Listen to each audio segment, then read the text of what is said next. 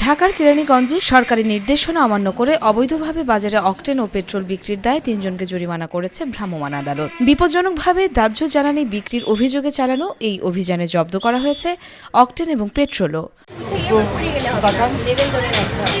মঙ্গলবার রাত 9:30টার দিকে কেরানীগঞ্জ উপজেলার কলাতিয়া ও হযরতপুর ইউনিয়নের চৌরঙ্গী এলাকায় 3টি দোকানে অভিযান পরিচালনা করা হয়। অভিযানে নেতৃত্ব দেন সহকারী কমিশনার ও এক্সিকিউটিভ ম্যাজিস্ট্রেট জান্নাতুল মাওয়া।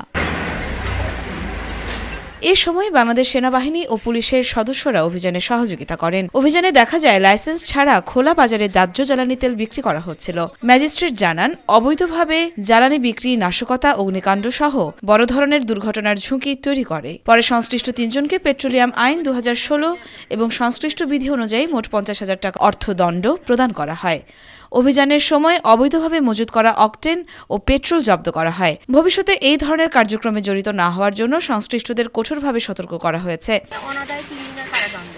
আর আপনাদের জন্য একই নির্দেশনা, আগামী 2 দিনের মধ্যে আপনাদের দোকানে যত তেল আছে সেগুলো আপনারা ডিসপোজাল করে ফেলবেন। ঠিক আছে? এটার জন্য আমরা একটা মুচলেখা নিয়ে নেব আপনাদের কাছ থেকে।